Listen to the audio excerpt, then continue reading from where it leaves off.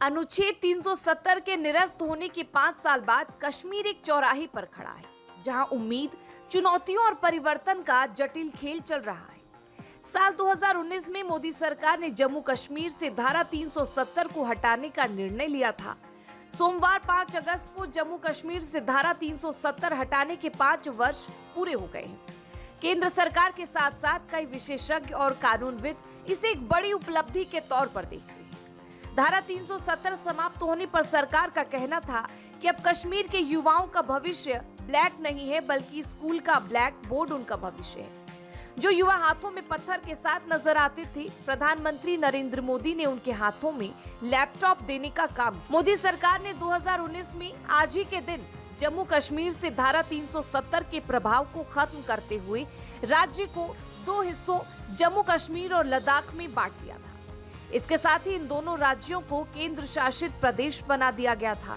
ऐसे में यह जानना जरूरी है कि अनुच्छेद 370 हटने के बाद से अब तक जम्मू कश्मीर की तस्वीर कितनी बदली है। अनुच्छेद 370 के तहत जम्मू और कश्मीर का विशेष दर्जा समाप्त होने के बाद पहले की तुलना में शांति की बहाली और राज्य का बुनियादी विकास जमीनी तौर पर देखने को मिल रहा है। अगर हम सुरक्षा के मोर्चे पर बात करें तो पहले की तुलना में आतंकवादी घटनाओं में कमी दर्ज की गई है। साथ ही राज्य में बुनियाद विकास का ढांचा तैयार किया गया है, जो जम्मू कश्मीर जैसे संवेदनशील राज्य के लिए महत्वपूर्ण उपलब्धियों में से एक है। वहीं अलगाववादी ताकतों को वहां पूरी तरह से कुचल दिया गया, जो कश्मीर को भारत से अलग करने की जुगत में लगे हुए थे। आधिकारिक आंकड़ों की माने तो स्थानीय स्तर पर विरोध प्रदर्शन और पथराव की घटनाएं खत्म हो गई हैं। कानून व्यवस्था की स्थिति में सुधार हुआ है। साथ ही निर्दोषों की हत्याओं पर भी रोक लगी है। नागरिक मृत्यु में 81% की कमी आई है। साथ ही सैनिक की शहादत में भी यहां 48% की कमी आई है। वहीं 370 हटने से पीछे के कुछ वर्षों की तुलना में जम्मू कश्मीर में आतंकी घटनाओं की संख्या में कमी आई है। आंकड़ों के मुताबिक इस साल 21 जुलाई तक कुल 14 सुरक्षा कर्मी और 14 नागरिक मारे गए, जबकि 2023 में केंद्र शासित प्रदेश में 46 आतंकवादी घटनाओं और 48 मुठभेड़ों में या आतंकवादी विरोधी अभियानों में मारे गए लोगों की संख्या 44 थी, जिनमें 30 सुरक्षा कर्मी और 14 नागरिक शामिल। वहीं आंकड़ों के मुताबिक राज्य में 70% आतंकवादी घटनाओं पर रोक लगी।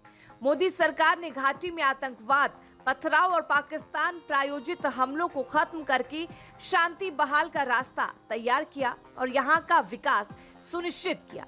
जम्मू कश्मीर में आतंकी घटनाओं में कमी केंद्र सरकार की आतंकवाद के खिलाफ जीरो टॉलरेंस नीति का नतीजा है। जम्मू कश्मीर से धारा अनुच्छेद 370 हटाए जाने के बाद 2020 में राज्य में जिला विकास परिषद का चुनाव कराकर राज्य को लोकतंत्र से जोड़ने की पहल की गई। मोदी सरकार की ओर से वाल्मीकि समुदाय, माताएं, बहनें, ओबीसी, पहाड़ी, गुज्जर, बकरवाल आदि को आरक्षण का लाभ दिया गया। जम्मू कश्मीर में बुनियादी ढांचे, स्वास्थ्य, पर्यटन, परिवहन, उद्योग, शिक्षा, हवाई अड्डे सहित लगभग हर क्षेत्र में विकास किया गया है, जो राज्य के विकास के लिए अहम कड़ी है। धारा 370 हटने के बाद राज्य में आर्थिक विकास को गति मिल रही है।